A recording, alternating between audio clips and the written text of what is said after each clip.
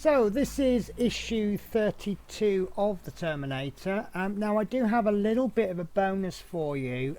Because of the way I make my videos, you will already seen a review of this screwdriver. This is a wearer, but the bonus being this is the first time I've ever used it. I've actually received it about 10 minutes before I've sat down to film the next 9 episodes of Terminator. So you are seeing this for the first time ever, although the video release would have been weeks ago. So what you see today or in this video will be my initial response. It looks really good and it feels okay, but like I've said in other videos, this one took a bit of getting used to, sort of 5-10 minutes. And this one feels fairly similar but smaller, so I'm gonna have to get used to it. But right, so let's get on with the actual build. So today we are completing a hinge joint on the right shoulder, and we actually begin not with the screwdriver, but in fact with some glue. So I've just been looking for this. Actually, we're going to need that, or in my case we're going to need some kind of Allen key.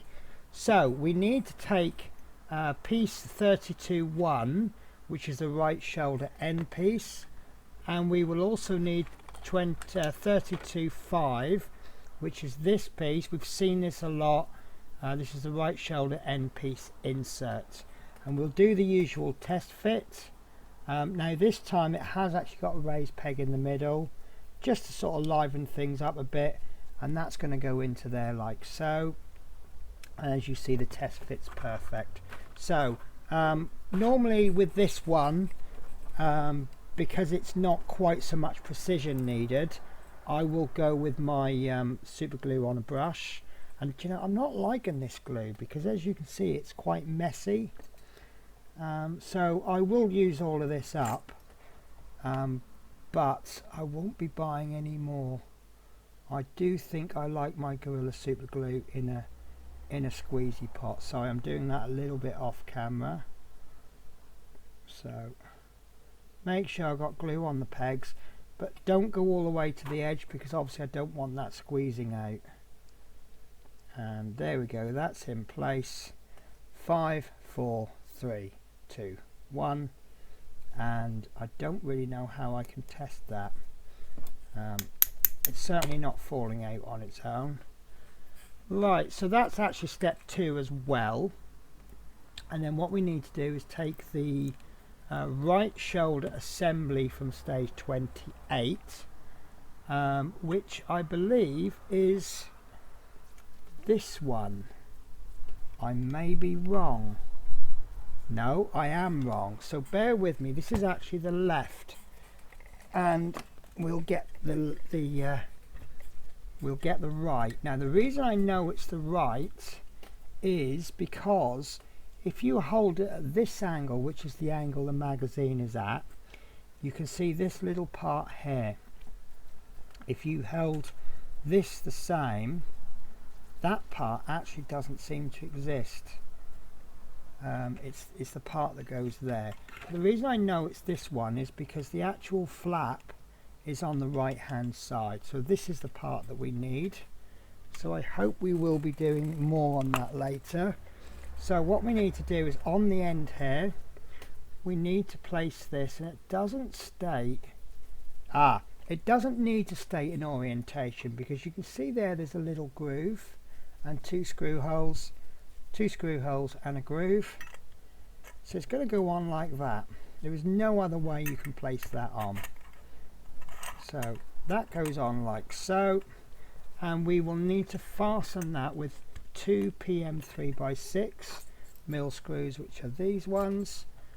So whoops, didn't want to pop all of them on, but there's my 2 screws. So this is where I get to test my new screwdriver for the very first time, and it's going to need a bit of magnetizing. Yeah, it's going to need magnetizing.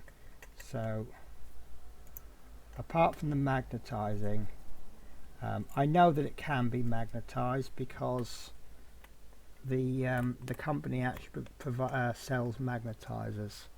So do you know what, I'm actually really happy with this. First impression is pretty good. I've actually got my old Aurea at the ready, and what you've got is you've got 3 zones. You've got this zone which is a fast spinning, which it's not, my arm's not strong enough to screw, but if you hold this bit, this is more of a power, and then this bit is more precision. And yeah, do you know what, I think I found myself a new screwdriver. So that's on, and the great thing about it is if you need to change the head, you just push that up and the heads just come out. So that is stage 4 complete. Yeah, I'm happy with that. I don't think that's going anywhere. Yeah, that cannot be moved, and I can also undo it. Yeah, that's fine. That goes in rather tight. It doesn't, as you see, it doesn't like the screwdriver heads, and these are quite, yeah, I like that. So on to the next step, and we require oh, this is from step 31. If you remember, we did this in the previous stage, and then we require piece 32.2, which is this piece, and you take the shoulder joint assembly, and I can already see how it's going to fit in. And you need to place this into there. Now this feels plastic, this feels metal.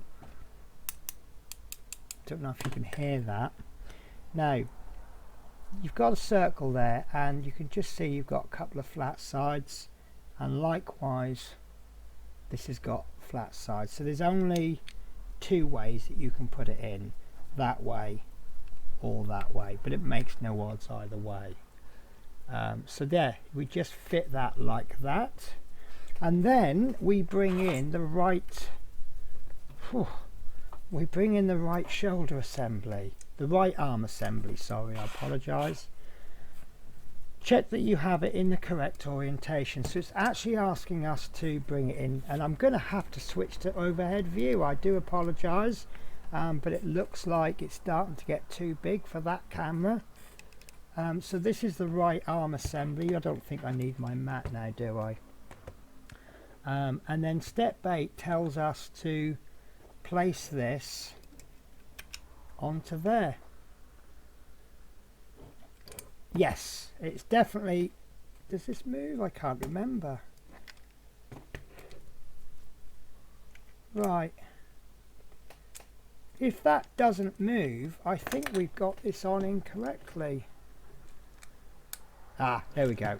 So on the magazine, it actually has the orientation like this. It has this flat bit across there, and then it has this little shaped part on the top, and then it's asking us to bring that. That's just fallen off. I'm guessing it's all going to be secured at some point. Right, and that's going to come onto the side there like so, and that seems to be like a locking system. There we go. So what we have some little I don't know if you can see them. There's little holes that have been cut in, and then on there we've got 4 sections, and it's actually going to go on to there. So if you rotate it, can you see that it's only going in so far, but if you rotate it there, it locks in, and then that will go on. This is becoming a little bit awkward. I'm sure it'll be alright once we fix it. So the next stage is that we want to take the take the head of the shoulder assembly from step 4 in between the 2 parts, and there's a little pin there. So do we need to flex this? I think maybe they've got this in a bit of an awkward order. Does it go that way? I'm not happy with this. Right, so it's placed the shoulder blade there with, okay, so it actually got it in the incorrect way. If you have this shoulder, I'm going to call this a shoulder flap. If you have this down towards what would be the bottom, and then this piece there will go in like that. And it is quite awkward to do, but it will go in. And then we can replace this, make sure that's gone in correctly. And then we next need to fit part 32C, which is the last piece that we have, which is a kind of a pin, and you kind of guess what's going to happen. That's going to slip into there, and it's not going all the way in. So is it shaped? Yes, so it's actually got shape to it, just like the previous side. And there we go. Once you get those sides lined up, that's perfect.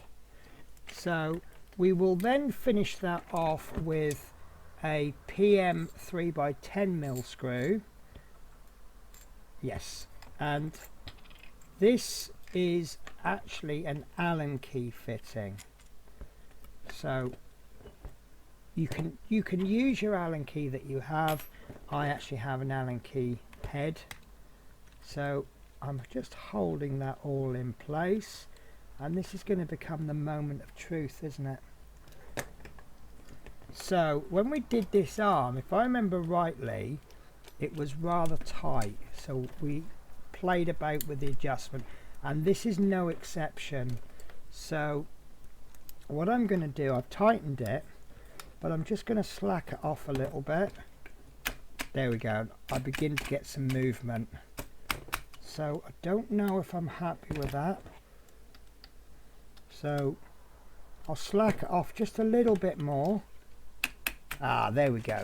And I think it's just a case of finding it to taste what you're happy with.